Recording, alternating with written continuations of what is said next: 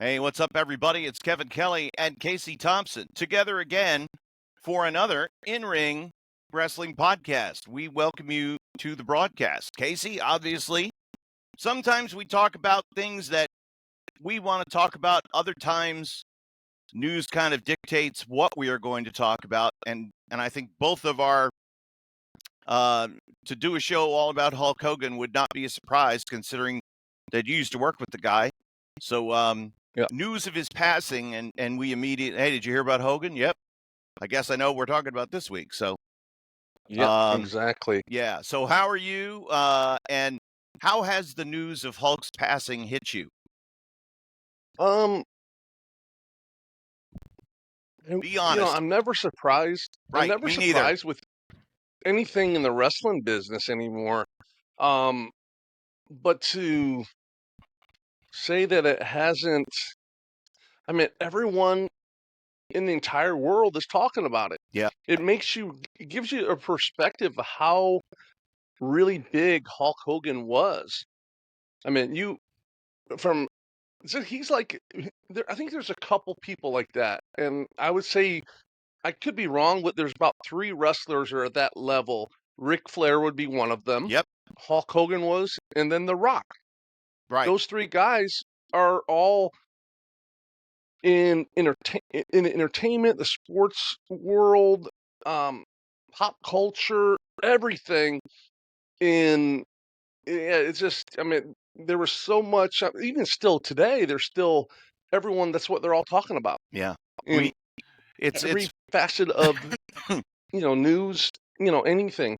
It's yeah, it definitely catches you off guard when you realize that anything can happen, but when it happens, you're like, oh man, wow. people that we're close It's to, when they pass right. away, it's one reaction. But hearing about a Yeah, wrestling death of somebody, your age, my age, around our age, younger, I'm kind of right. desensitized to it. I hate to say it. I think a lot of us in No, the no, industry I am are. too. Yeah, But, again, when somebody passes, and I always use that kind of like plus or minus 85. If you make it to 85, you can say, that was a good run. You know, right. so Hogan at 71, but certainly a lot of miles, and sounds like something went wrong with his most recent surgery. He's had a whole bushel basket full of surgeries over the last few years. Sound Right. like there was some complications. Those things happen, and he and that was it. So Right. obviously, as somebody who grew up in Florida, but somebody who was very much Mm, an NWA guy, um, I was on the wrong side of history because I was like, ugh, Hulk Hogan, ugh. right, right. Man, everybody loved that dude. Yeah. There's a lot of haters out there still. I mean, I've been seeing people talking about, this and that. He's a Oh, what a bunch racist, of all these kind of jerks. marks. Basically, my response to all of them is just go to hell. Yeah. Just go to hell because you know what? In the end, everyone does. No one's perfect. First of all, everyone does something, says something wrong in their life. If you're not, there's no one ever lived that's never did nothing wrong. First of all, so, but look how much good he did. Now everyone can say, the whole, I don't know, rib or whatever. Oh, one of Hogan's guys, Hogan. Oh, he's gonna bring all of his boys in. You know what? That's a hell of a friend. Because Mm-hmm. everywhere Hulk Hogan went, he always made sure he brought his clique in, which would be, of course, Jimmy Hart. And you have, Brutus Beefcake. You're gonna have the Nasty Boys. I mean, and the list goes on and on. He'll have, like, they call them all the old timers. But you know what? How many people have that kind of stroke to be able to dictate, I want to bring all these guys in, you're going to pay them this kind of money? And, that's a hell of a friend. That I is a wish I great had a friend. few friends like that. And but to when someone dies that you disagree with, um, to publicly go out and say you have a disagreement about something that they did. Right. For someone to have that level of venom, Hogan didn't know you. Hogan didn't know Right. that you hated him because he used the N word on a recording when he was talking about his not wanting to have certain people date his daughter. Sure. You can hate the sin, and you don't even have to love the sinner. Just have Right. no opinion about it. Oh man, this Right. bad piece of shit guy died. Ah, well, good. But that's the end of it. Now, if you're Right. someone like Jim Cornette, who's publicly gone on record and says, I'm going to go piss on Vince Russo's grave, well, okay, now you've set the mark. But that's a personal grudge. That's a personal vendetta. They knew each other, and Cornette hates him. Right. So that's Even different. if you take someone like Cornette that is very opinionated about everyone in the wrestling business, I can guarantee you Cornette would still say, you know what, his good outweighed the bad when it comes to Hulk Hogan. I will definitely go back and be listening because I want to hear what Jimmy had to say. I want to hear what because those of us in Titan Tower at that time in 95 were 96, we were looking to kick Hulk Hogan any way we could. Billionaire Ted and the Nacho Man and the Huckster. We all thought that was great and rolled our eyes at his matches and rolled our eyes at everything that he said and did in WCW. But there is no denying, Casey, to your point, that guy was loyal and he worked his ass off to make sure that things were the way that he wanted them to be. And even putting himself at risk. I've gone on the WWE YouTube channel and I sat and watched a lot of Hogan matches over the last couple of days. Right. Again, you see his work when he's younger against the Iron Sheik. You see the match, WrestleMania 5 with Savage. We'll leave 18 and The Rock out. That's a separate conversation. But I watched a match that he did from Bash at the Beach, I think it was, with teaming with Dennis Rodman against Karl Malone and DDP. Wasn't a bad match. Well, it was only bad because of the risk of injury that Hogan put himself in. Mm-hmm. He had a partner in Dennis Rodman who was all over the place, couldn't stand up. Every time they would do anything, he was falling down and causing Hogan to misstep. Plus, he's working with Karl Malone, the greenest of the green. And he's there for everything, guiding the ship, commanding telling everybody what to do and where to be. DDP did his part as well, but Hogan was having to traffic cop his partner and didn't know where his partner was going to be. He, at any time, could have said, I'm out. See you later. Over the top rope DQ, we're done. And nobody would have blinked an eye and he wouldn't have gotten fired. But he put himself in that situation at 40-something years old. Right. That's being the master of making a chicken salad out of chicken shit. Yeah. So you look, so he worked with his guys and he gave his guys spots. Good friend. Thank you. But he also had an inner circle of people that he could trust to do things to get as much. When you're that advanced and you're that big of a star, you want to control what's controllable. Right? You want to make your spares if you're a bowler, right? And you can control things when you have people with you who can help control things. Did Hogan ever here's a question for you, Casey. Did Hogan ever get hurt? Did he ever get injured?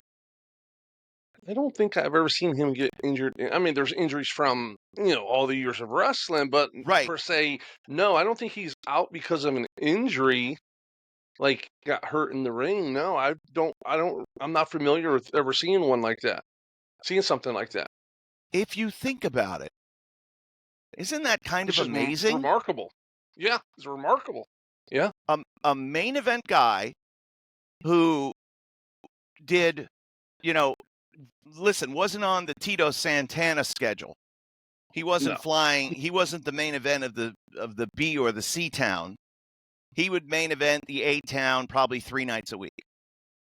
Right. And that was the extent of his schedule. Plus, he's doing media and everything else involved. Never got hurt. Never Yeah. was injured. Never had to forfeit the title. Never worked hurt. Never had to miss a significant amount of time. Left to go do different things. But I just find that remarkable. You look at his He size actually, and how he yeah, bumped. yeah, he would definitely took well control of his bump card, as the old Right. timers back in, you have only so many bumps to take, so your bump card, and he did. He only, he bumped when it was necessary, so So he was a that probably smart had a worker. lot to do with it. So he was a Yeah. smart, good Oh, yeah. worker. Yeah, absolutely. With the trained eye, a trained eye that I have now that I didn't have in '96. I'm watching in awe at Hogan's mastery. He Right. wasn't good, in my opinion. He was great. He did I watched. what he did. He did it very well, but he Yeah. was always in the right position for everything. Yeah.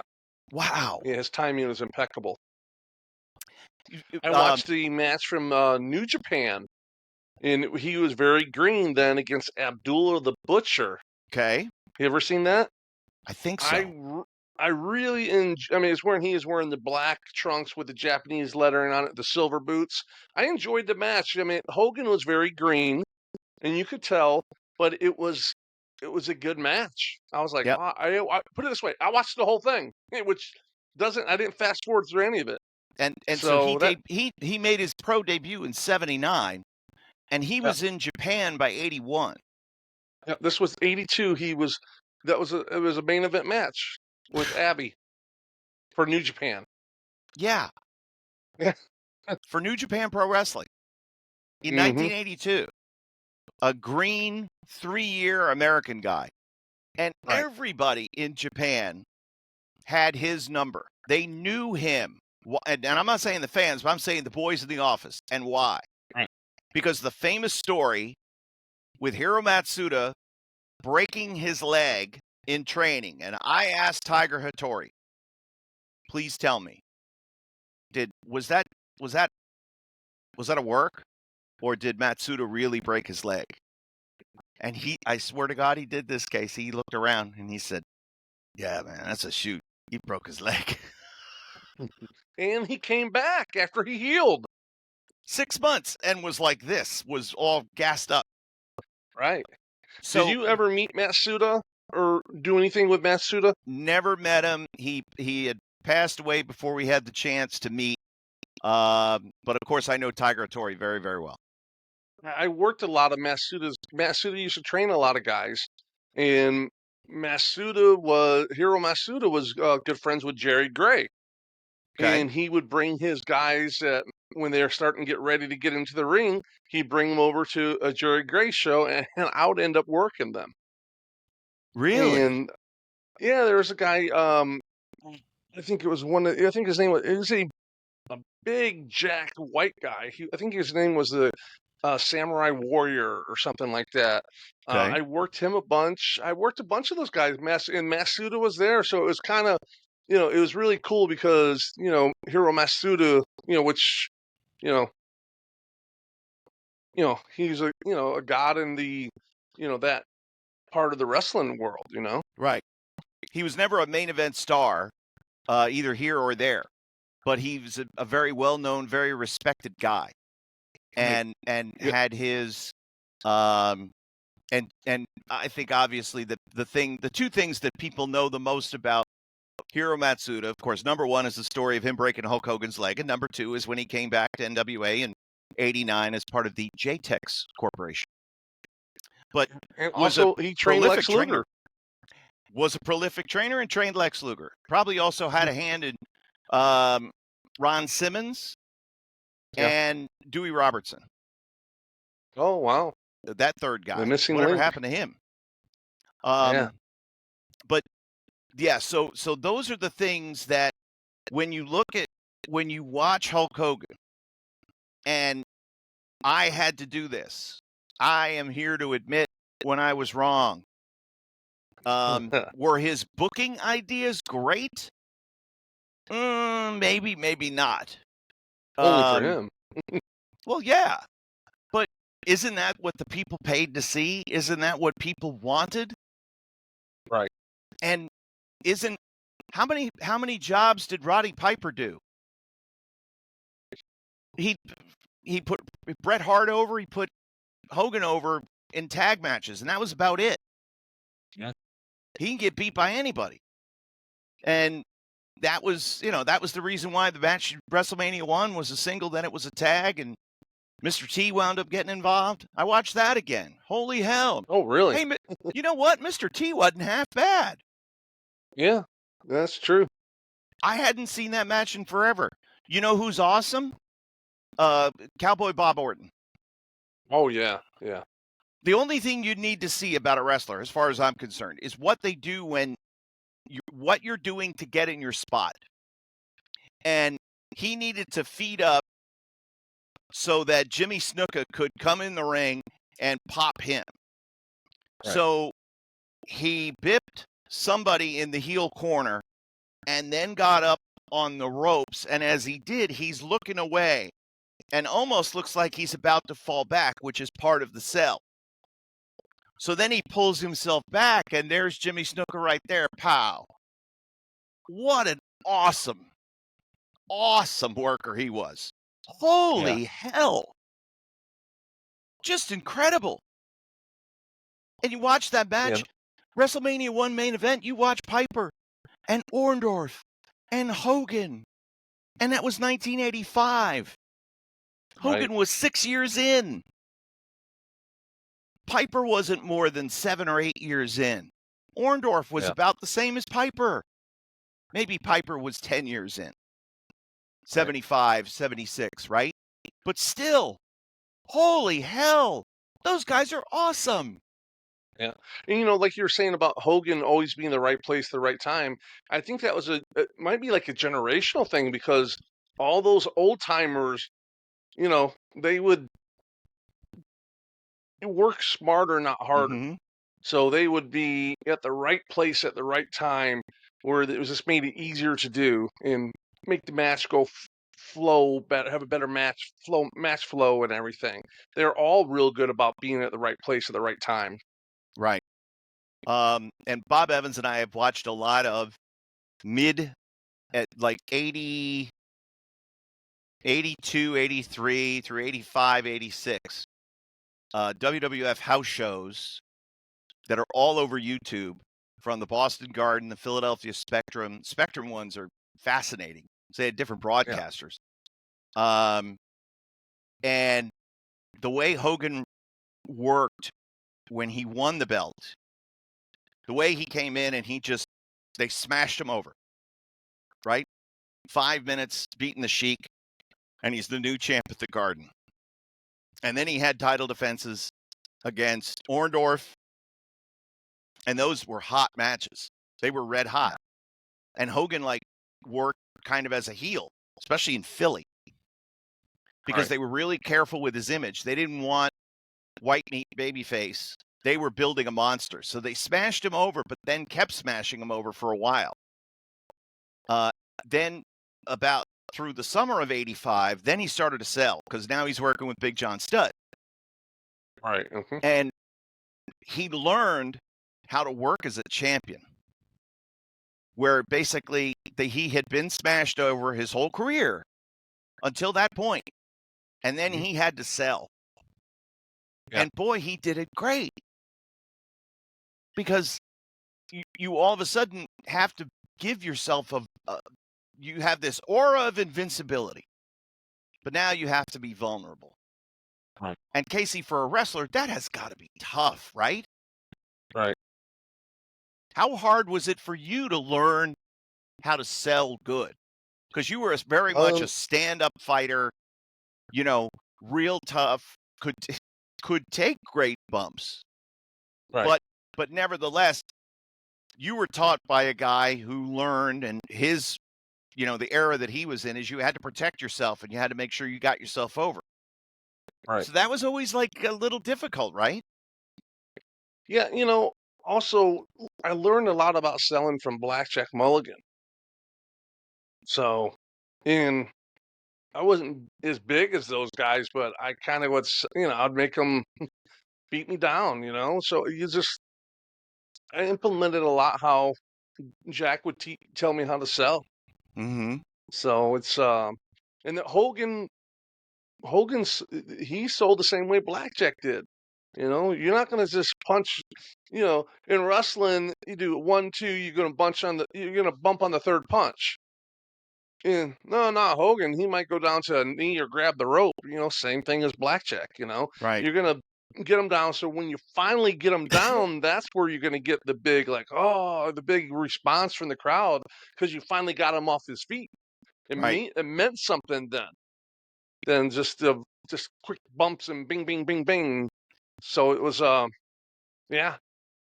There's some matches like I watched a Vader match in a cage from Bash at the Beach, Huntington Beach, California.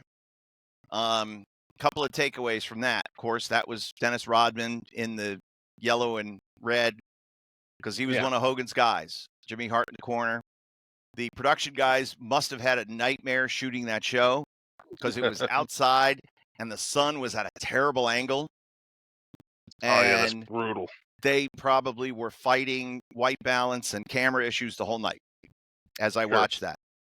I watched him just get his ass kicked by Vader, and I watched Vader do nothing and this is one of the reasons why they let Vader go, because Hogan is absolutely giving his body to Vader.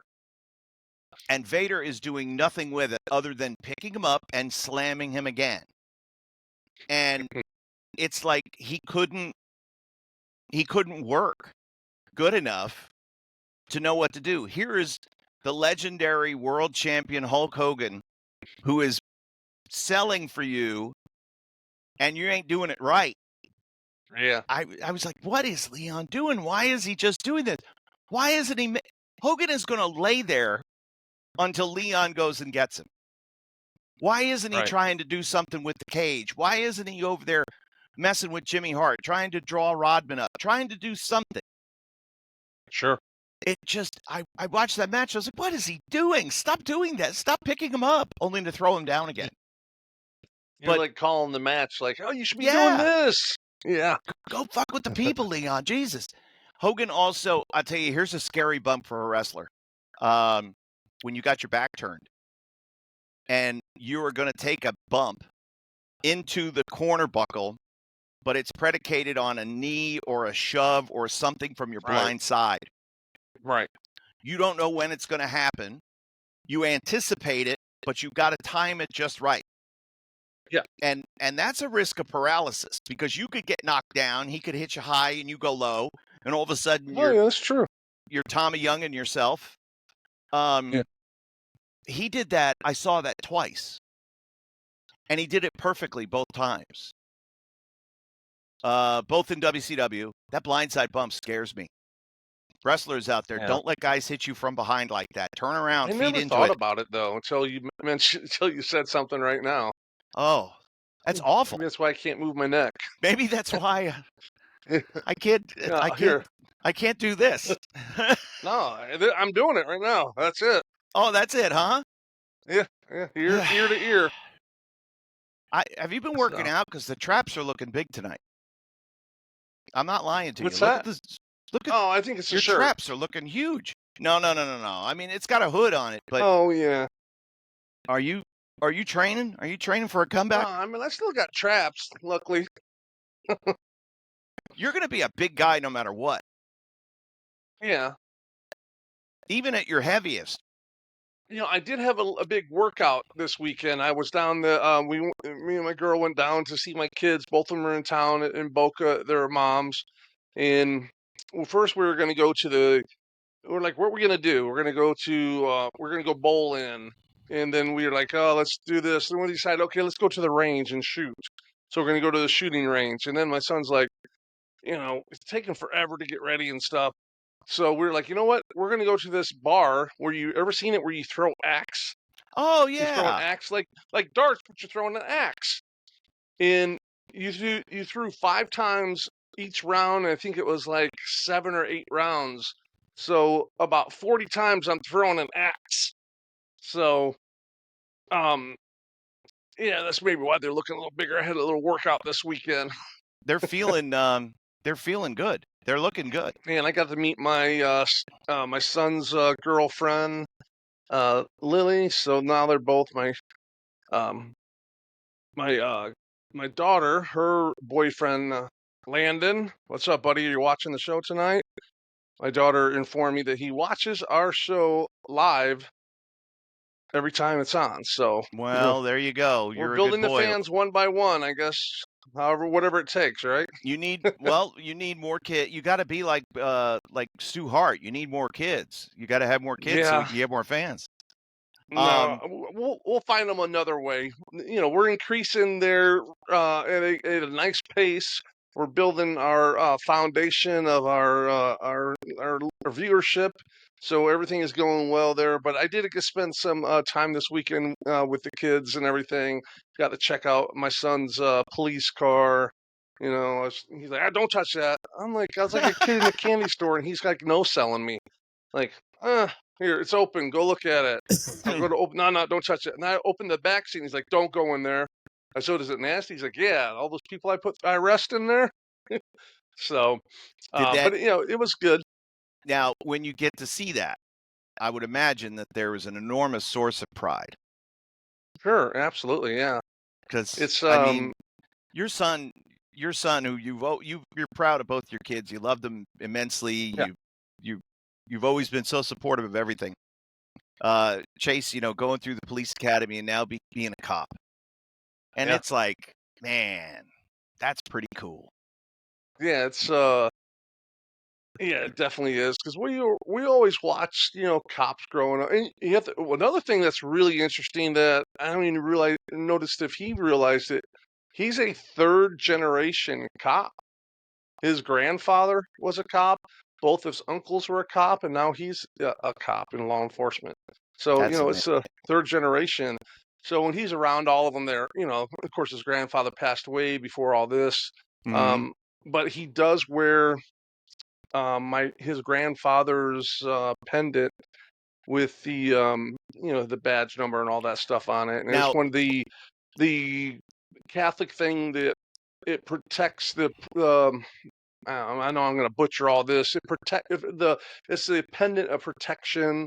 So he Yes. wears that every shift. That was his grandfather. So that's and his really badge cool too. his badge number is the same, almost same badge number as his grandfather's, right? Yeah, it's somewhere in there. But Like obviously his grandfather had a very low badge number, but Chase's is Yeah. higher. But they both end in 24 or something like that. I remember you saying. yeah, I don't remember exactly. Or am I thinking of another podcast? I don't know. No. I swear you told me that. But no, that's so awesome that he's doing that. And obviously Izzy's just starting in her post-collegiate, experience, right? She graduates when? No, she has 2 more years. She still has 2 more years. Okay. Yeah. So I'm Saint moving her in next weekend. I'm moving. She has her own place. Her and her best. Yes, you're absolutely right. Saint Michael. Thank you, Jay the Red. Jay Yes. So Jay the Red. I'm moving her in next. She has an apartment. Her best friend, her childhood best friend, is moving to Georgia. Moving in with her. It's just the two of them. So this is an unfurnished house and everything. So we have to put everything. We got everything, all the furniture. From A to Z, everything for the house. So we're gonna move her in, and she's excited to get up there and start her junior year. So Where is this? In Statesboro, Georgia? Yep. Statesboro, Georgia. That's pretty good. It's a good little spot show town. Yeah. That's how I learned a lot of geography when I was a kid. Georgia Championship Wrestling. Oh my gosh, yeah. Absolutely. And all the little towns that Freddie Miller would say. And there were towns, of course, that you heard, and it would always call, and this Sunday, the Omni in Atlanta. It's like, Oh yeah, I remember looking at the map. I look at the Florida map and be like, I was talking to Bugsy McGraw this weekend, how's and old Bugsy? he's doing well. We talked Thursday night, the night Hogan passed. We talked for a couple hours on the phone. So, um, Hulk Hogan's father was a really, really big Bugsy McGraw fan. Really? Yeah, and when Hulk's father was not doing well, he was actually at Tampa General, and so a message got down for him to go up the show. When Hulk was there, Bugsy was a nurse at Tampa General after his wrestling career was over, and he went up there and he said to his dad, he's like, Dad, he's like, Bugsy McGraw's here to see you. And it just meant the world to him, and it meant the world to Hawk for him to come up there to see his father and everything. So, but we were talking about the old territory days, and he was talking about, I was asking him some more questions about because I seen some old tapes when Knoxville. And Kevin Sullivan was young, Blackjack was there, and it was Blackjack Mulligan, Black Mac, and Barry was Blackjack Mulligan Jr. He was Yep. the shits, by the way, then. Horrible. Oh, this match was brutal. I was like cringing watching it. And I was asking him stuff like that, and he was like, there's a lot of those territories, which I didn't realize. Like, he was telling me San Francisco, they only ran like one or two towns that territory. So a lot of the towns weren't full-time territories. They only wrestle like Amarillo. They had a couple little, two towns, two or three towns a month. So he said, he's talking, if he had to go to New York to, WWF for a full-time territory Mid-South with, you know, um, Cowboy, the Cowboy, and then you had to go to Texas with, Fritz Von Erich and So that may Florida. have been one of the reasons why Terry and Dory Jr. were traveling all the time. Yeah, that they, made it made a lot of sense when he was telling me that. yeah. Again, full-time territories like Bill Watson, Mid-South, and Jarrett Lawler in Tennessee. Florida was a full-time territory. Georgia was a full-time territory, but small. Carolinas were full-time, huge. Had as many He as said 3 there's like separate crews running. 20 of them out of all the. I think there's like maybe 28 or 30 some territories. About 20 of them you could go full time at. Right. Vancouver, British Columbia was a small territory. You had what else was a small one? I'm trying to think. The Sheik's territory had mileage involved, but it was a lot of spot shows because you would go Michigan and Ohio. Right. And I would imagine that Dick the Bruiser's Indianapolis was probably the same way. That there were a lot of small shows, but then you would have to go work other places if you were. And a lot of good guys didn't go to Indianapolis because you weren't going to beat Dick the Bruiser in Indianapolis. You weren't going to be the top guy. You might get main events out of him, but that Dick the Bruiser would go work St. Louis. St. Louis was a one town territory. It wasn't even a territory. It was just a town. Yeah, but like he was talking, he only worked for Vern in the AWA one time, and that's when they were up in Canada, because Bugsy apparently in the 70s, Bugsy was like really over in Canada. He was like out of all entertainment, everyone, they did like a big poll, and he was like the top one or two celebrities in the whole Canada. Really? Yeah, I mean, of course, he's going to put himself over a little bit when he tells the story because, there's a little bit of, they stretch the truth a little bit and, fit the narrative, make it sound good and everything. So, you have to expect that with anything, I would imagine. But again, you can get over in some weird places in some weird ways. Like, there were some guys that couldn't get over anywhere else, but they would go to this one particular place. I mean, Bugsy McGraw wasn't that over in the United States, but he came to Florida. Whoo-wee. Yeah. Dusty sprinkled some of that American Dream dust on him, and he was off to the races. Yeah, he did real well over in Australia with Jim Barnett. Jim Barnett. that was his territory over there. That was a full-time territory. He said a lot That of would have been traveling there something. too. Yeah, just to get Yeah. there. Once you were there, if you read Gary Hart's book, once you were there, it was easy. You would fly a lot, but it would be Right. He small, did tell me that. small planes, and you would fly between the towns, between Sydney and Melbourne, and they didn't do a lot of spot shows. And when Buddy Fuller took over, when Jim Barnett sold the territory to the Tennessee crew, to Buddy Fuller, he decided he wanted to do a bunch of spot shows, and he was trying to find places for them to work. And, well, these guys are here and we're paying them. Why aren't we running towns? And they try to find a town to run, and then it would be like, outside at a horse track, and there would be monsoonal rains, so it's like, this is why we run where we run. But when you look at it's, and going back to Hogan, so he was trained in Florida, and then, as was the case with everybody, once you got trained in Florida, you left, and you didn't come back for a while, if ever. Like Right. Paul Orndorff was trained there and left Mm-hmm. and went to Mid-South. Hogan left and went to Knoxville, or went Knoxville. not Knoxville first. He Well, went, he went to Continental. he went to Continental first. Yep, with the Fullers.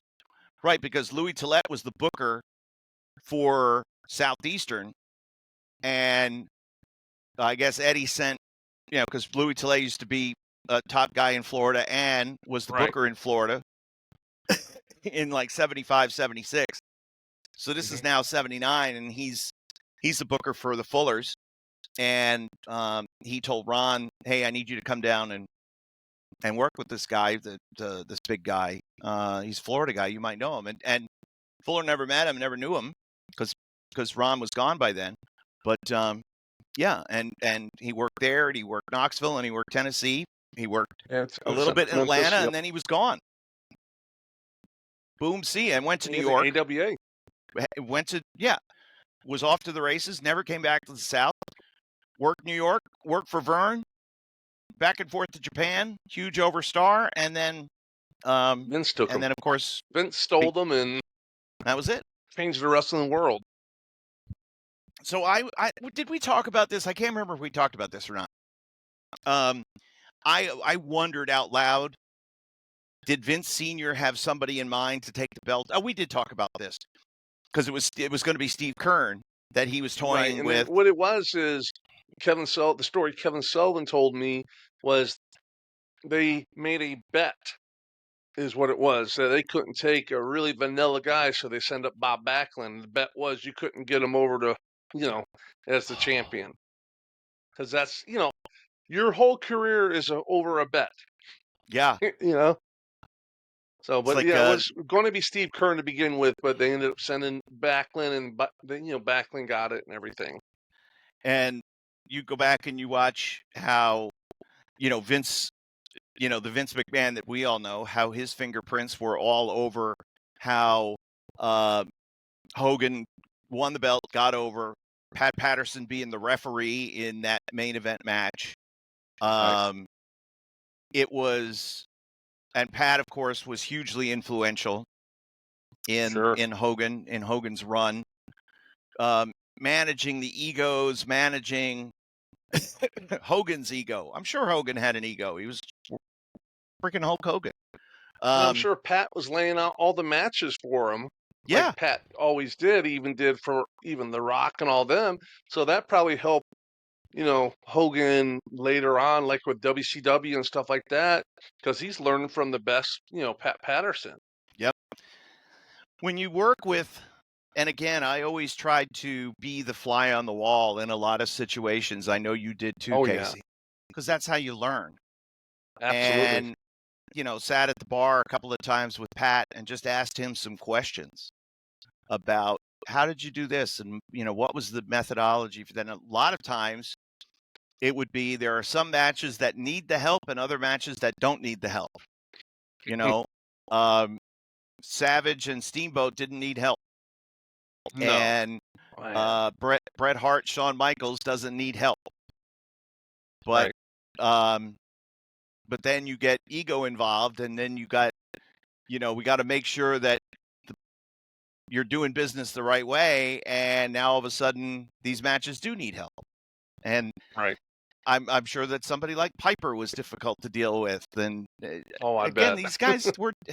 I bet Piper was probably one of the most difficult to deal with, or Savage was difficult to deal with, because they all had ego. Did and you they know all Savage wanted, very well? Didn't meet him. Never met him once in my whole life.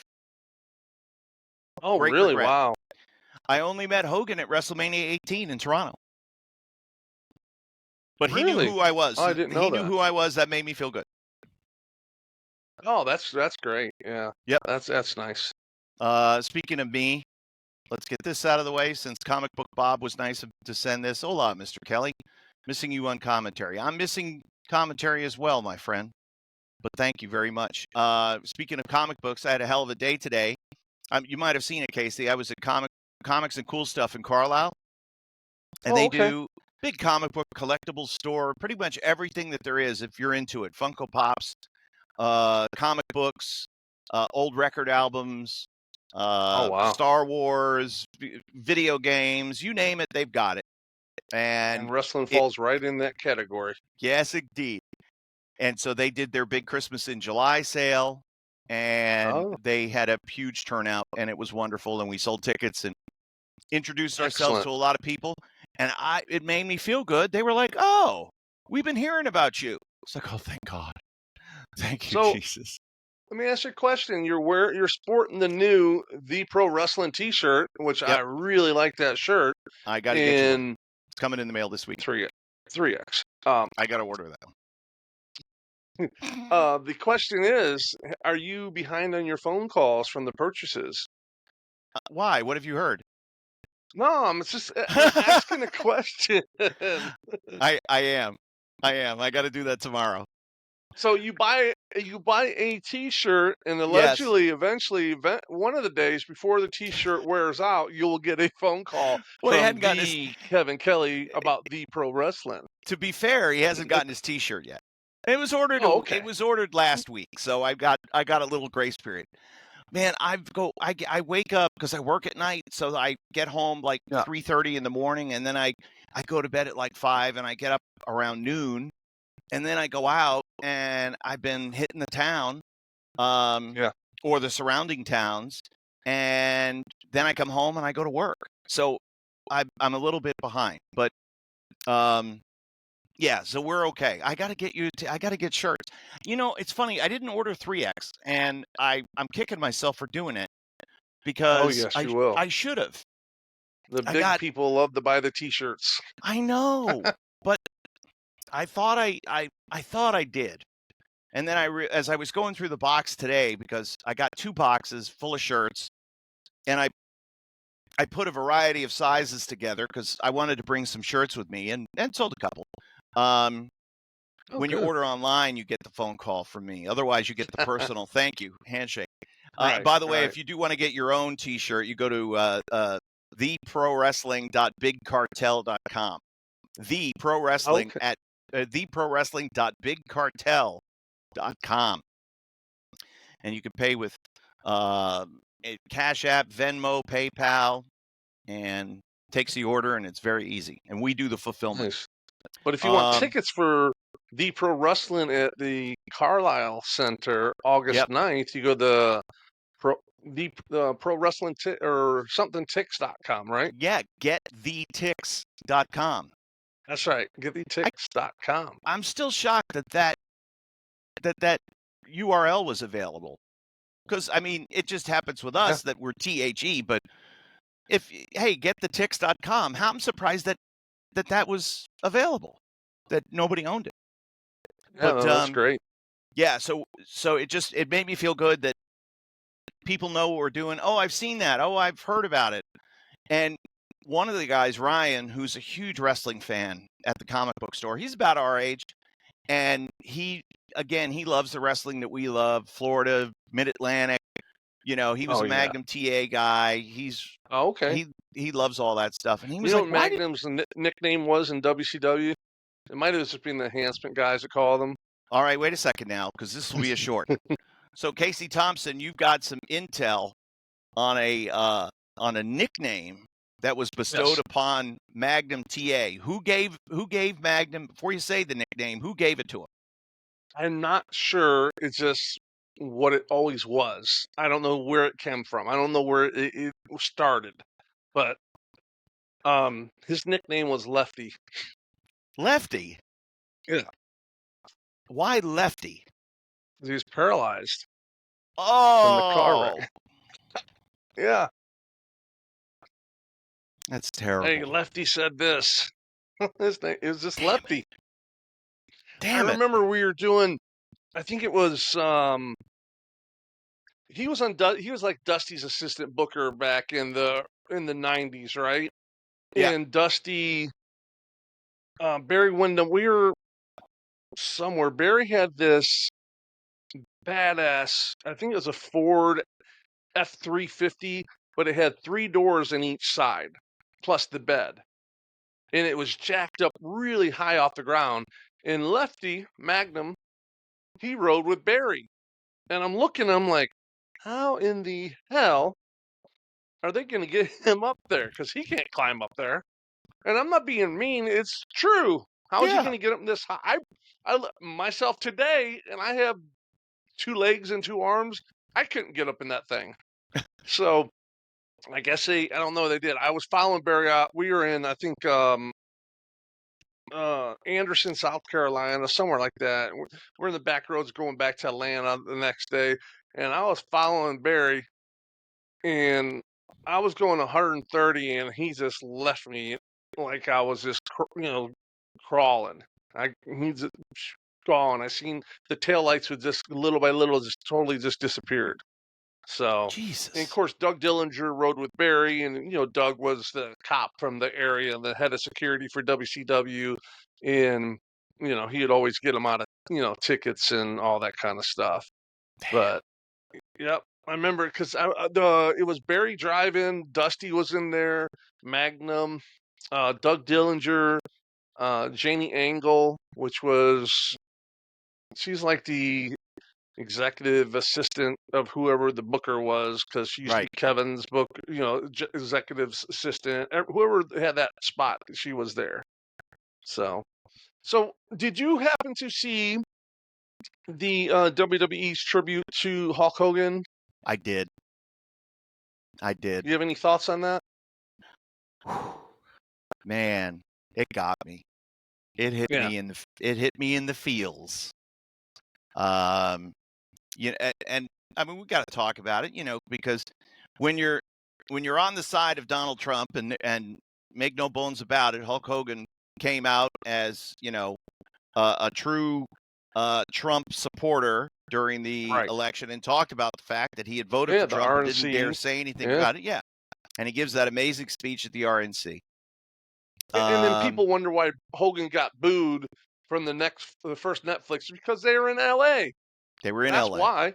Yeah. It didn't have anything to do with what he had said 10 years ago or whatever. It was Right. because he was a Trump supporter. Politics.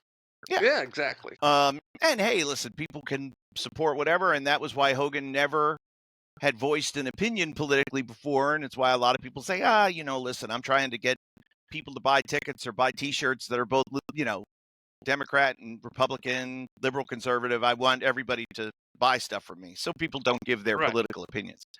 But it said after the assassination attempt that was the reason why he realized he had been a phony sitting on the sidelines. He couldn't sit on the sidelines anymore. Right. And so they booed him out of the building, but boy, there was not a peep. This past, what was it, Friday, Thursday, whatever it was? Yeah, SmackDown, so Friday. Yeah, the night after. It was pretty awesome. And you see, they brought back some legends that were, Hogan's friends, a bunch of Florida guys. They had, of course, Jerry Briscoe was there. They had, I seen a lot of people on social media who was standing next to this, and it was B. Brian Blair. Yep. People were asking who that was, and people were like, he's part of the Killer Bees, WrestleMania 1, all this kind of stuff. Yeah, so they had a whole bunch of the legends, Million Dollar Ted DiBiase, Million Dollar Man. He was, he had a really good tribute to Hogan. Had some stories to tell. I've been seeing a lot this week of things that you not necessarily have seen before, or things of Hogan that fans have run across them, and Hogan just doing something nice for them that never came to light before, and it was pretty astonishing. Just a little story about him getting Bugsy to come see his dad. You Yeah, know, that's the type of thing that those are the stories we don't know. right. And those are whatever. He takes care of Yeah, his boys, he takes care of his friends. Yeah, he's a pretty loyal dude. yeah, Um, Kevin and Nash that's a had great said, attribute of a friend yeah, to Kevin have. Nash had You said know. a few years ago of Hogan that the Hulk that he knew or that he knows, he likes to get up in the morning and smoke a joint and ride his bicycle to the gym. It's Yeah, like that. It's pretty unassuming lifestyle, pretty unassuming guy. right. Um, Now, has anybody, and I'm curious about this because the rumor mill was that Bubba the Love Sponge had some inside information that Hogan was in poor health and was not doing well. Has there been any more talk about that in Florida this week? Has anybody been opining about that? Because No, I mean, obviously Bubba and Hogan used to be super tight, great friends. They had a very, very right, public falling out, as everyone knows the story. But right. uh, incommunicado since then. But Bubba the Love Sponge was the first one to say, "Hey, Hogan's in bad shape," and everybody was like, "What?" And Yeah, Hogan's people said, I "No, mean, he's fine. What are you talking obviously, about?" obviously, it was true. You Yeah. know, so, Did Did you but ever work on any of those radio promotion shows that were around? Because I know Bubba was doing stuff, and there was the Monsters of the Midday that were doing oh stuff yeah, in yeah, Orlando. I've done stuff like that all over the place. I did talk about before when Kevin Sullivan had his grand opening and Bubba Love Sponge was there because Hogan was there and everything. And um, my son Chase, his mother was probably mm, 7, 8 months pregnant. Oh wow. And Hogan, and she came also, and she was going up on a little step stool to get something, and Hogan's like, "No, you got to get down," and he's like, "Oh, you got to shove a little wrestler in there," and she's like, "Oh my God, he cursed us," with and everything. She was talking about that this weekend too. I seen her for a moment, but um, I've had, I didn't realize that you only met Hogan one time. Just the once. So yeah, I would WrestleMania 18. surprised to hear that. And we did talk about in this show when I broke a couple cameras and got called to the booking office, and everyone from WCW was in there, including Hulk Hogan. And then the one story that had a lot of traction over the years is that Hogan was going to wrestle an enhancement guy in his personal referee, Randy Anderson, Pee Wee. So I went, the Pee Wee offered my payday for it, and he's like, done. And came in there the next day on the board, it said Hulk Hogan versus Casey Thompson. And then that's how wrestling, everything changes. They switched it a couple million times too, where I had the day off, and then I ended up wrestling fucking Vader. But anyhow, yeah, it's a sad thing, seeing that an icon in the wrestling industry has passed away, and it really makes you think because like, man, he's 71. That's not that old. It's like it makes you really think about your life and how much more of your life you have left, and everything. Yeah. So but it's Here's an interesting thought as we opine about Hogan. And yeah, a few people have said that they thought Hogan's promotion team was pushing him too hard with all these projects that he was doing. A few sites have claimed, some of his friends and his wife Sky had voiced that. yeah, I saw that. Yeah. So 71-year-old guy, and he's got this new real wrestling project started with Eric Bischoff, and Yeah. he's been promoting his beer and the Which is store and freestyle wrestling. freestyle wrestling, right? Chase would have Yeah. been perfect for that. Yeah. But the idea of you know, okay, he wants to do stuff, but we got to go. We got to be Yeah. here and do this and fly here and do that. I don't know. You know, I mean, I think that I've comes with never the known territory. Hulk Hogan to be shy of saying, that doesn't work for me, brother. Right. You Now, know, is there so okay, so that's a line that's always associated with Hogan. But do you know its yes. origin? Because I don't. No, but I have seen it happen many a times. Kevin Sullivan was, Kevin Sullivan was a very, very close friend of mine. I knew him since I was 15 years old. Okay, I'm 53 years old now. So I've known for a long time. And it's just not someone I knew. I've been at his house, stayed with him, traveled with him. And so Kevin was the head booker for WCW, and I would see him practically writing the shows out and coming back, and Hogan be like, "No, that don't work for me, brother. Come up with something else." Because Hogan had creative control.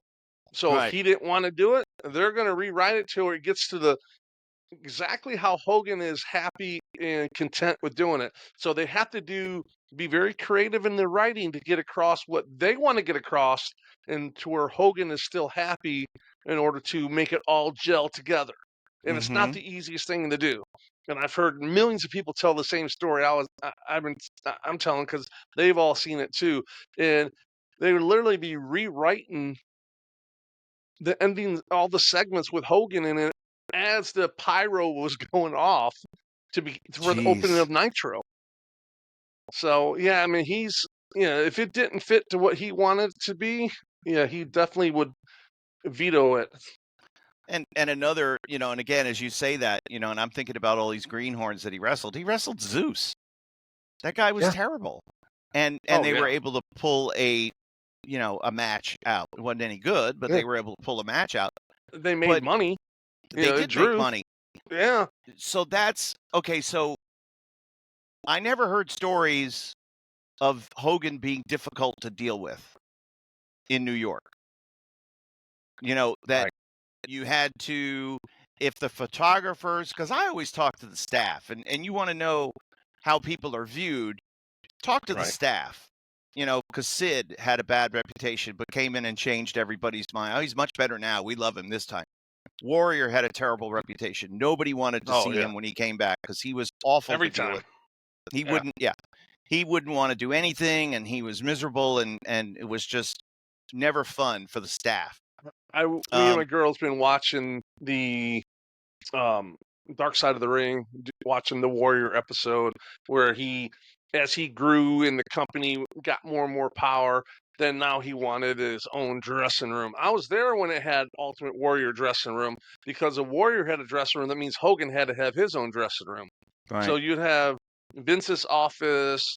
You'd have all the things, all the sign. You go there, or all the directional wall to tell you catering's over here, dressing rooms are over here, Vince's office. And then it was basically, then when I was there in 91, it was Hogan had a dressing room, Warrior had a dressing room, and then everyone else. Right. It wasn't like now with buses and all that kind of stuff.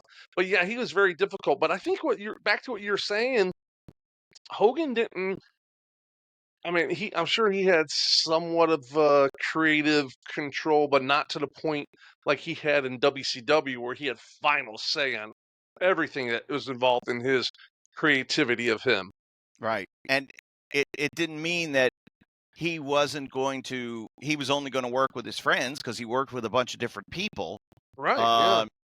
But it just meant that along the way, he didn't trust whoever was, and it's not necessarily that he didn't trust Kevin Sullivan. I would imagine that he didn't trust some of the other people that were around Kevin Sullivan that were pitching this or suggesting that, and Kevin was just the bad guy, because I know he liked Kevin. They got along really well. Yeah. They were tight for years. Orndorff was one of his assistants.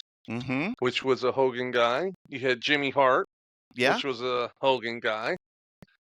So and look at the relationship after WCW that Eric Bischoff had with Hogan. Right. I mean, they're everywhere. Every business venture was basically together. TNA, of course, was one of their. Yeah. That was something that didn't work. Yeah. But it was interesting because it was the transition out of the Jarrett control, and then sort of the bridge to the the next incarnation of Dixie Carter, Yeah. and with her being more in control. So there was always interesting things. He didn't sit still, that's for sure. But people described, people were there because I've been talking to people all week about it, and one of my drivers or somebody that I saw at work said that they saw Hogan years ago at the Hershey Park Arena, and Okay. got to see him and shake hands with him or whatever, and but then they saw him walk away, and this was Hogan in WWF. And they saw him walking away, and he was like slow and slumping, and you could tell he Right. was walking in some pain. But for the few moments that he was with the people, he was Hulk Hogan, and he was Right. standing up I'll give you straight. a couple Hulk Hogan stories. Okay, 1991 to whenever, maybe 93, I was wrestling in Daytona Beach at the Ocean Center for WWF. And Hogan pulled up in this Mercedes, and I was out back. I seen him come in and everything, and something happened where there was a breach with security, so his car got surrounded by all kinds of fans and everything. And Hogan come in a bitch, and that there was a security breach, and all mm-hmm. this kind of stuff.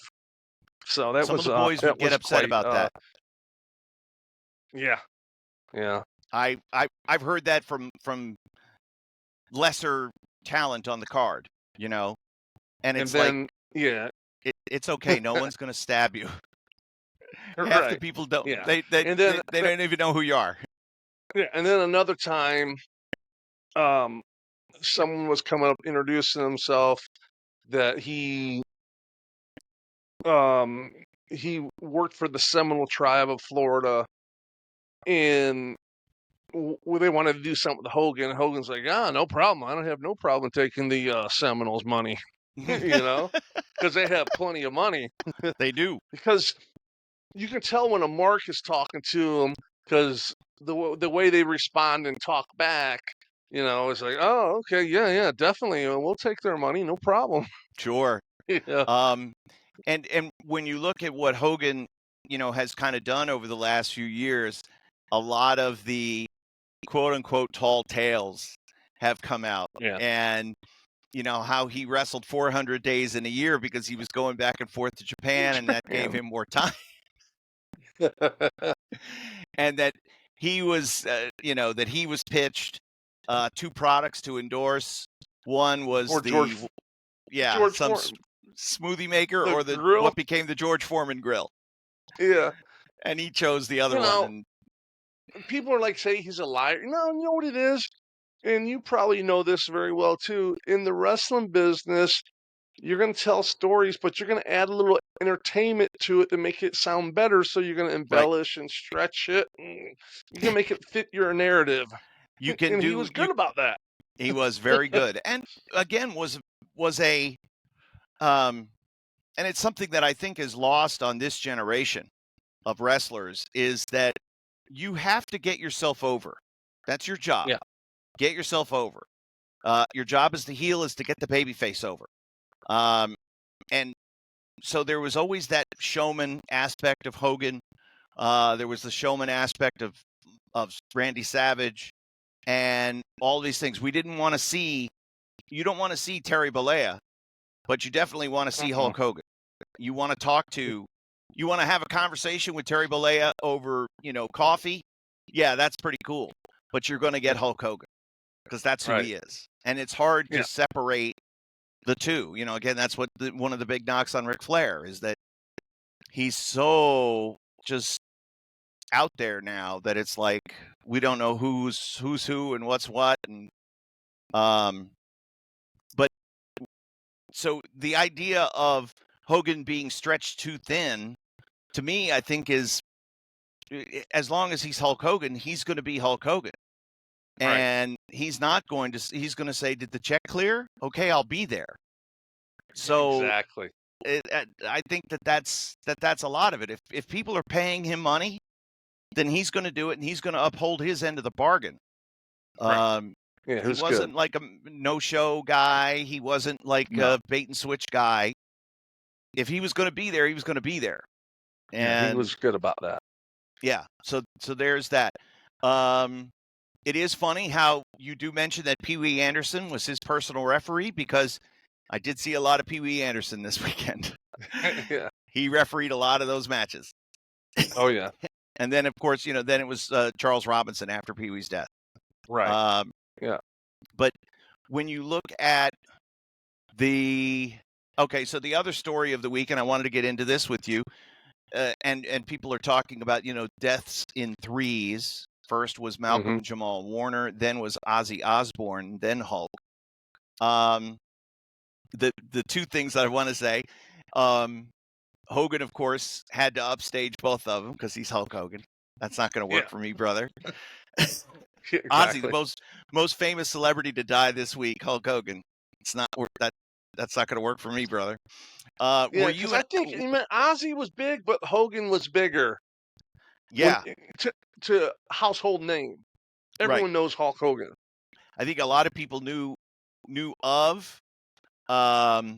Here's another one from. Oh, this is from the trial. Oh, and this was unfortunate. Yeah. Thank you, Comic Book Bob. They don't need to see that anymore. Well done. Of course, Ozzy made a lot of headlines with his involvement with WrestleMania, and then a few years later, of course, and is a Hall of Famer and all this and that. Are you an Ozzy fan? Is that is that your genre of music? What's your feeling on that? No, I mean, I'm not a huge Ozzy fan. I like them and everything.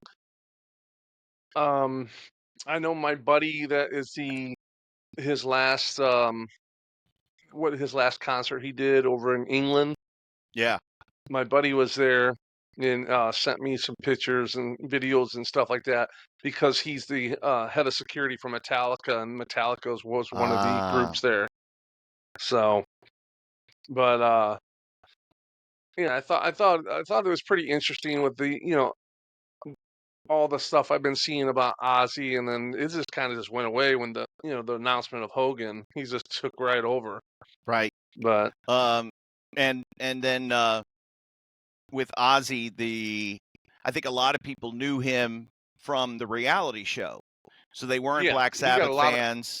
They said he got a lot of fame from that. Yeah, but a lot of people got to know him as sort of the henpecked husband to this, crazy house of crazy people. And my wife was telling me that at Ozzy's funeral, Ozzy's first wife and Sharon Osbourne sang a duet. And wow. I'm like, I said to her, well, you and my first wife could sing at my funeral, and that didn't get over at all. That was not a funny line. She didn't see the humor in it, and not because I was dead. I wasn't married before. I was lucky I got her. But when you think about, weird Hollywood types, Ozzy and Sharon Osbourne are kind of at the top of the list, and that whole thing. Hogan never strayed too far from his Florida roots. I mean, as a Georgia guy, born in Georgia, but settled on the West Coast, Clearwater. That was kind of always his oasis, kind of his home, right? Oh yeah, always Clearwater. Yeah, always. Have you gone to the Hogan store? Did you work out in the gym? Did you ever go to the what were their names? The Bushwhackers. Yes. Did you ever go to the Bushwhackers place? No, I talked to Luke when he was there before, but no, the only wrestling gym I ever went to is in Atlanta. We used to train at Luger and Sting's gym at Main Event Fitness. There you go. And I remember the name Hal Jeffries. He was a guy who was involved with WWF, and he apparently was a crook and helped rob the poor bushwhackers of a lot of their money. Southern Joe chiming in with some cultural reference. Embellishments of stories, Casey, in Australia, known as adding a bit of mayo. So there you go. So Hogan he wasn't lying, folks. He was just adding a little bit of mayo. That's it. Yeah, that was his condiment of choice, mayo. When you go back and preceding Hogan in death, my wife reminded me of this. Just a few months ago, Rick Derringer died. So he had done all the songs. He sang Real American and was part of the production crew with Jimmy Hart that they did so many memorable recordings for WWF stars back in the day. You know what's funny is before we went onto the air, when you were coming on the camera, you were like kind of humming, chiming that song, and that song has been in my head all day today. I'm like, and I was a guy who I hated change, right? So I thought it was so cool that he came out to Eye of the Tiger when he first started there, and just how he smashed him over. And then they changed his music. I'm a Real American, and I was like, blah. But again, I'm a 17-year-old kid. I'm a smartass and hated the baby faces. But that song became equally as iconic as Eye of the Tiger. Oh yeah, and the tribute from Sylvester Stallone was beautiful. Yeah, that was. Everybody that worked with. Now, I will tell you this: when you talked about the WWF tribute, I wondered, and all we saw of Vince was he wrote a tweet, sent a thing out on social media. Vince did? He did. He wrote something very nice. See that. It was very cool. Okay. I was wondering about that. And I heard the Triple H voiceover, and as great as it was, I thought, man, this would have been so much better if it was Vince. Vince's voice. I wouldn't want Vince to be there. I wouldn't want Vince to be part of it because it would overshadow the moment. But, man. That would make for another good story, though. Hell of a good story. Okay, so now, the names that you mentioned right off the bat, when we talked about wrestlers, and what they mean, what they know, people know Ric Flair, they know Hulk Hogan, and they know The Rock. Let's come up with a all-time top 5. Okay, and just off the top of your head, give me your top 5. I have a top 5, so go ahead and give me your top 5. Popularity? Yeah. Overall draw. Stone Cold, The Rock, and this is no order. Stone Cold, The Rock, Hogan, Ric Flair, and kind of torn with this one. I think the Macho Man. You could go well known. 4 of my 5 are exactly the same. Hogan, Flair, Rock, Austin. Number 5, my gut says, my instinct says The Undertaker. Oh yeah. But if you go Savage number 5, I don't think you're wrong. If you say Bret Hart number 5, I don't think you're wrong. Certainly Bret was much more popular in Europe than he was in the United States, because Bret Hart was like Stone Cold, like Hogan, like Flair in Europe. Okay. And because of the way the television audience expanded, and the way that, at the time when a lot of these people in these different countries started getting WWF television, or had WWF television and then It went away for a little bit, came back. Bret Hart was the champion. He was the top guy. Right. So in that mid-90s era, but then you look at so we're pretty solid on the top 4. Okay, now you got to try to at least rank the top 4 if we're making a Mount Rushmore. Is it Hogan? Is it Flair? Hogan and Flair The Rock? has to be in it. Yeah. I mean, if we're going Mount Rushmore, if we're talking about people that drew money, I look at it people that drew money and the household name that overlaps into. So you'd have to have Hogan, Flair, and The Rock.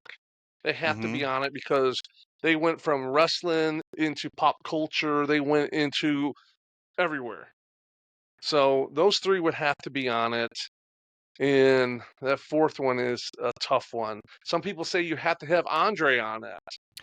And there's okay, so that's another name, and it's very interesting. I wrote this, my God, over 10 years ago when I was writing for WrestleZone, and I was like, Andre was not as big as people think he was. And part of the reason why, and I said it, like, it's going to be very difficult for a non-English speaking wrestler to ever get over and to be the man, because Andre's promos weren't good because his English wasn't that great. People couldn't understand him, but you saw him, and you saw, when you saw him in the arena, it was everything. Warrior. And Ultimate Warrior was another one. Yeah. Because it was all nonsense. So you have to throw Andre in that conversation. Yeah. But if you're going with Stone Cold Steve Austin, when you talk about people today, they're going to mention Stone Cold Steve Austin ahead of Andre the Giant. Sure. Yeah. And depending on Andre wasn't in this era. No, he's been dead over 30 years. Yeah. And when you look at, and of course, then there's a lot of names. And Comic Book Bob, thank you for chiming in here. You're exactly right. San Martino, Inoki, Andre. It depends on your criteria and your time. Just take Bruno, for example. Let's just put Bruno in that category. Yeah, if we're just talking about. When I do it, I think about just not the wrestling. I think about how their involvement in every aspect of the world. Mm-hmm. So you have Hogan. He's a pop culture icon. Believe it or not, Ric Flair is, and so is The Rock. So they drew big money in the wrestling and everywhere else. Yep. So yeah, Andre. I guess it depends what the criteria for the Mount Rushmore would be. Mm-hmm.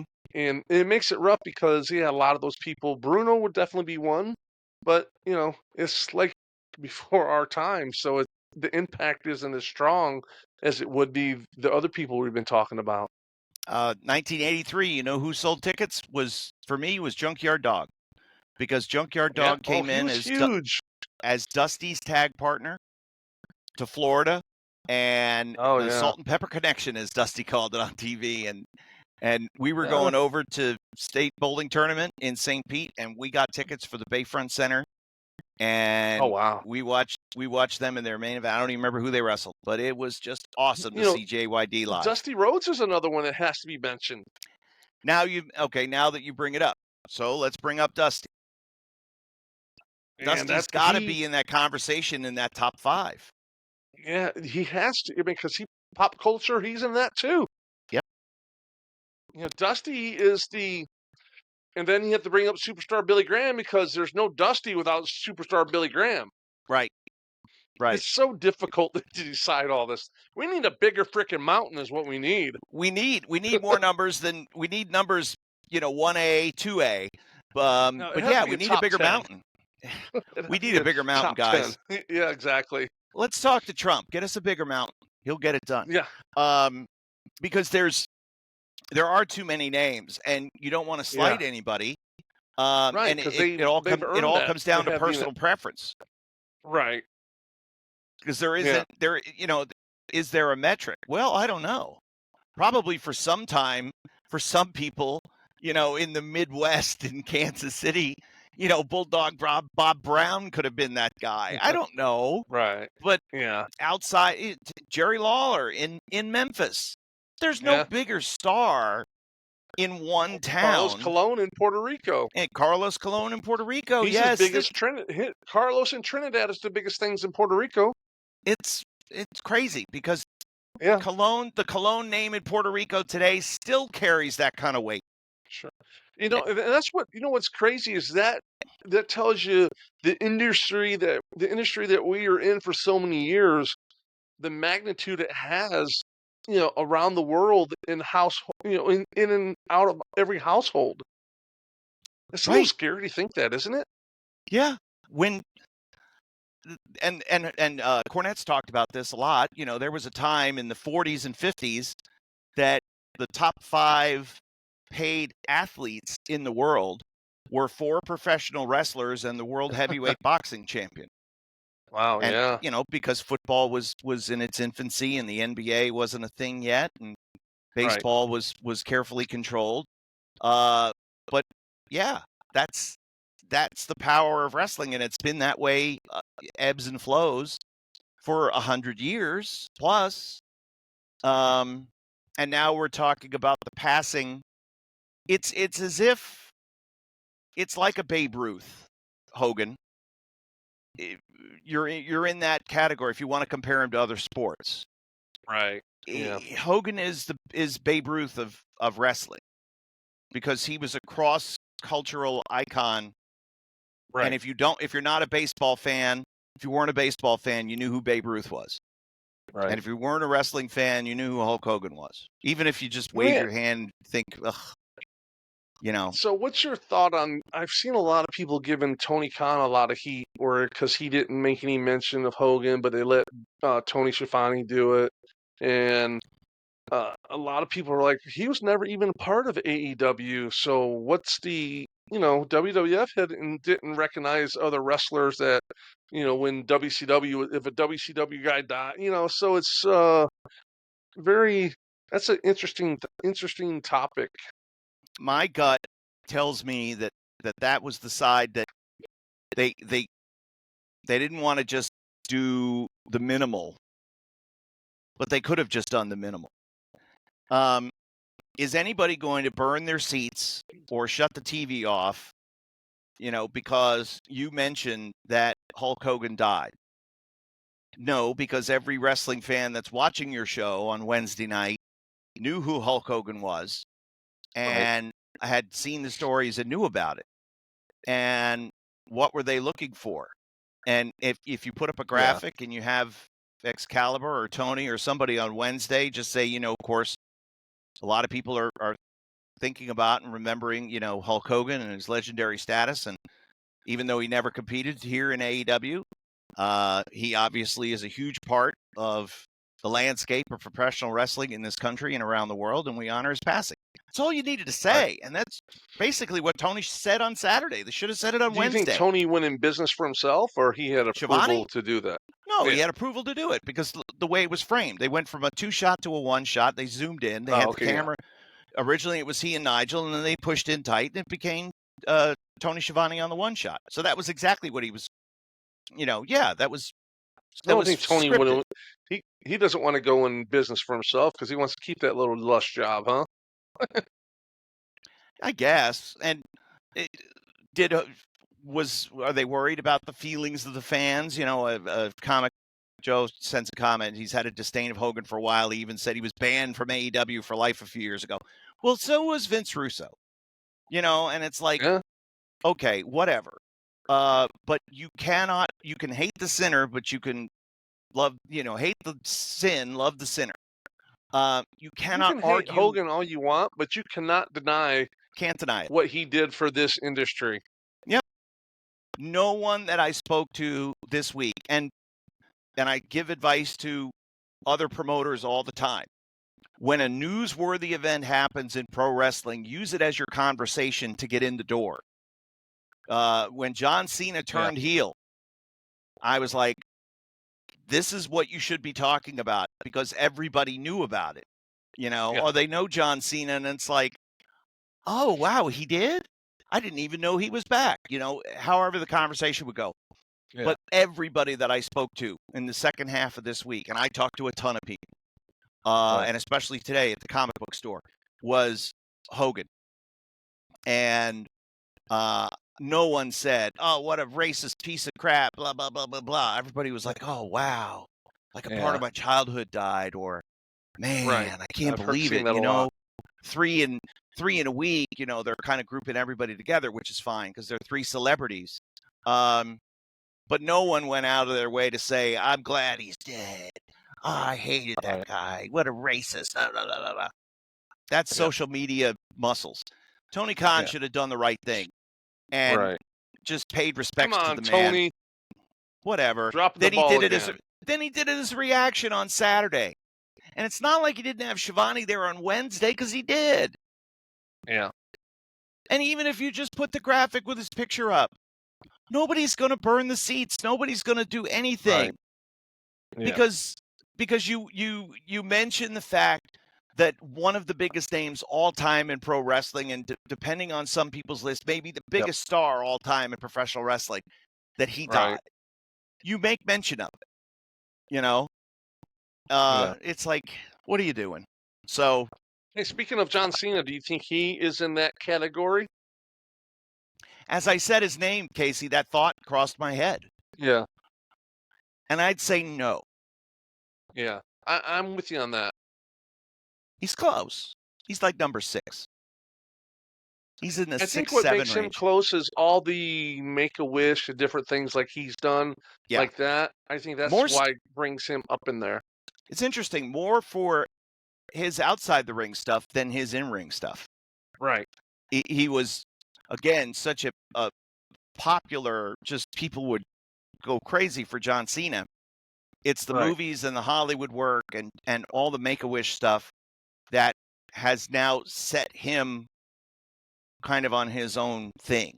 Although in another 10 years from now, it could totally change, because he could, after his wrestling career is over, he, in the Hollywood and all that stuff, he could grow so much that where it would make a difference in people's, list. And this opens. So and you're exactly right, because I think John is going to continue to grow as a person, as a performer, as all kinds of things. I could see him getting like a serious acting role. I could see him, because now he's shown some range and he could do some different things. And I have a feeling that there'll be somebody that writes a script and it's perfect for him, and it's this vehicle to get John Cena some cred as an actor. One of the things, and I had a thought and it just went away, and I'm kicking myself now because I wanted to finish the John Cena point. So Eric Bischoff says that his Real Wrestling project is going to continue. The star power of Hulk Hogan was going to be some of the driving force of that. This does open some projects now for people who there is no other Hulk Hogan in our lifetime other than Ric Flair, and I don't see Ric Flair being reliable enough to do this. No. But if you're a Randy Orton, if you're an Undertaker, if you're who's going to be the guy to take that mantle and sort of be the spokesman for different products and to be the showman and to be the different things. I don't know if there is another one. I don't know if a network is going to, because wasn't Hogan the announcer for the reboot of Gladiators a few years ago? Oh, the American Gladiators? Yeah. Wasn't it Hogan and Layla Ali? Yeah. I mean, that's the type I was of... in the... I was involved in the American Gladiators.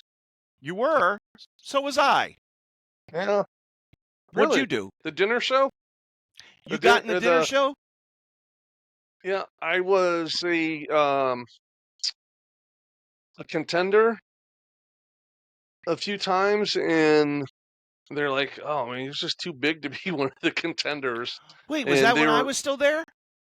No, I think you were already gone. This was, this is right before they closed. Gotcha. And they're like, "You know what? You're were talking to me, you're going to be the next gladiator, you're the next one on our list, so we're going to change over because you're just.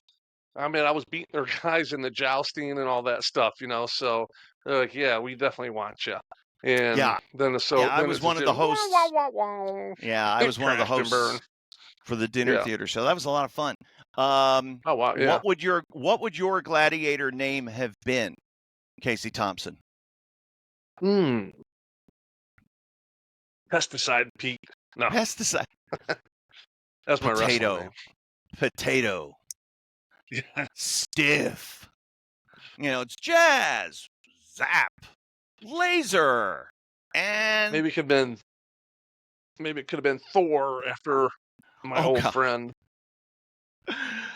Thor. Yeah, you would have been, or you could have just been Casey. Yeah. And then you just get up there and punch people for real. They got hot at me because we had so many people hurt, and I was like, and some of the games, some nights were blowouts, and I was like, come on, guys, let's work this a little bit. When you guys get to the wall, we could have as much as a 20-point swing, and the blue side is filling it, is thinning out because they realize they're not going to get a prize. The gimmick was the winning side, red side over here, blue side over here. Whichever team wins, you get a prize, and everybody's like, yay! And then at the end, every night we would say, because both sides were so great, everybody gets a prize. And everybody went, yay! And what they got was a discount coupon to come back for another gladiator show. It wasn't much of a prize. That sounds like an independent wrestling prize if I ever seen one. And so they got hot at me for carnying it up a little bit. I'm like, why don't we work the wall? Because if we could have a 20-point swing. Oh, I got pulled in the office, and whoever the executive producer was, he was hot. This isn't wrestling, that fake bullshit, blah, blah, blah, blah. I'm like, it's show business. Who cares? Yeah. And can the guys stop killing each other when they're trying to tackle each other for real? Because the training room is more full than the floor. We got more guys hurt than we do contenders. Some nights they had to have contenders go back to back because whoever was supposed to compete on Thursday, or Friday, had gotten hurt on Thursday, and now they can't work. And so we need, you got to go again tonight. Oh man, I'm still beat up from last night. Well, sorry. But that was, so they got hot at me for that. I just tried to make it a little more show busy. Yeah. We had Scott Armstrong come one night. That was fun. I gave boys free tickets. Come on down. Have some chicken. Oh, really? Yeah. Oh, that's cool.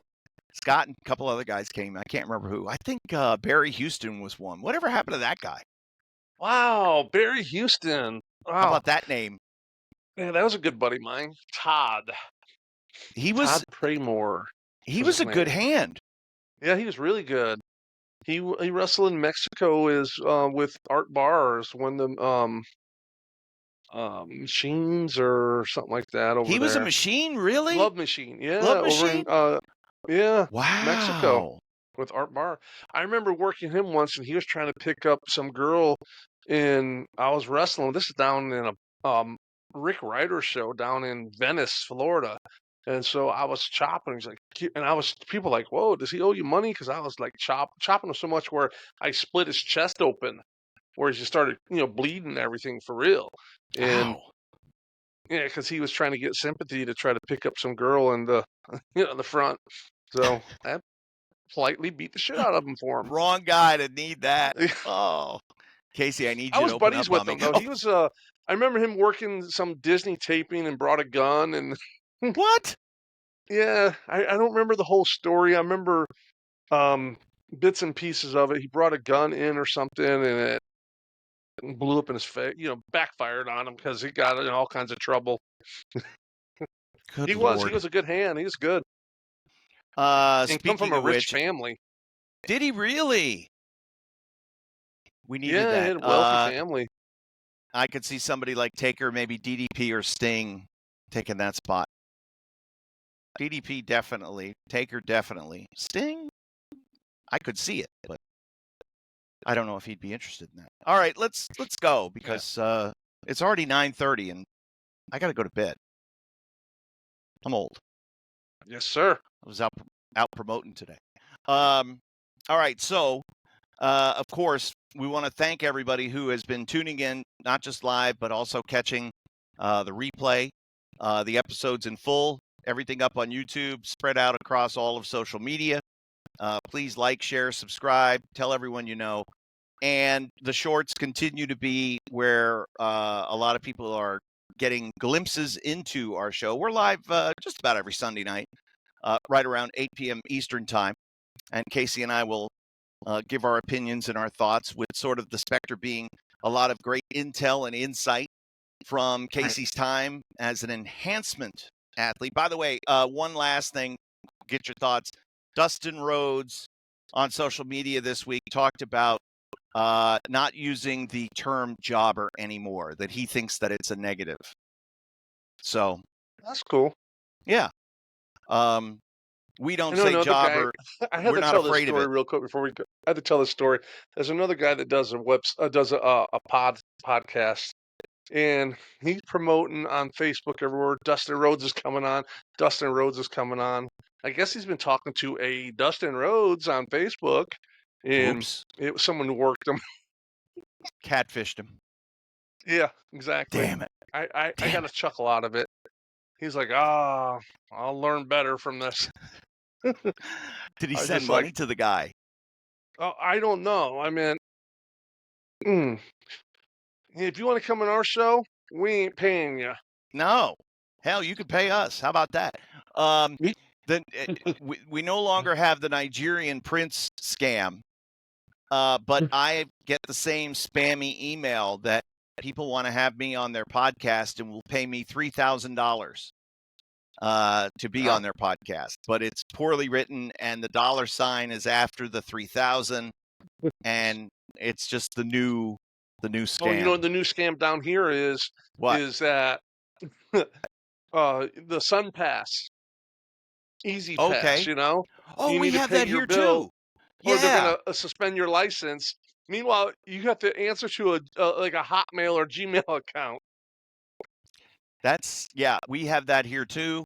And again, these phishing, scams, smishing, they have all kinds of terms now, are real and prevalent. So be careful. Neither Casey nor I will ever contact you for anything, even if we need you. So don't ever worry about getting email from us. If you hear from us, it's fake. Exactly. Unless we know you already and we have you in our phone. We're not going to be reaching out to you. I got people to call this week. I got T-shirts to mail out, Casey. I'm a busy man. There you go. That's a good thing, though. That's a good problem to have.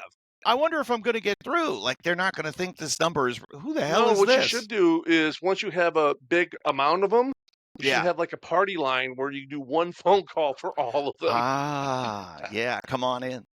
Should have read the disclaimer on buying the T-shirt. That's it. By the way, I've been keeping an eye on the G1. It ain't the G1. I mean, the guys are working hard. Attendance is down. They're drawing like half a house. It's rough. They've lost so much star bring power. back Kevin Kelly to help, but it doesn't matter. They could bring back Gordon Soley from the grave, and it's not going to affect attendance. I mean, they're just lacking star power, and it just sucks. Wow. And it's sad. And then Gabe Kidd, who was one of their future stars, is he still on the rise. He's now out of the whole tournament. Oh wow. So I think they probably knew right away, but then wanted to wait until they got back to Tokyo and did an MRI. And so they want to milk it to get a couple more houses too. Well, but can't blame them. It doesn't matter. I mean, like a building that we run all the time, the Sendai Sun Plaza Hall, great building. For the G1, 2,500, packed full. And even when we would run it as we didn't really run it as a regular show. If we ran it as a tournament night, the best of Super Juniors, we would get 2,000 plus. They had like 1,300. And this is the G1. Wow. Still better than AEW. Yeah, I know, but Tetsuya Naito's loss is a huge blow for the company, and the Tanahashi, and it's a shame to see because it's Tanahashi's last G1, and everybody's working hard. They're busting their asses, and for half a house, it just sucks, especially for the G1. But There you go. That's that. Okay, so that's going to do it for this edition. If anybody else famous dies, we'll let you know. And we'll be back next Sunday. All right, Casey? Let's do it again. Sounds good. All Yes, right. sir. So for Casey Thompson, I'm Kevin Kelly. We thank you very much for joining us for the In Ring Wrestling Podcast, and we will see you next time.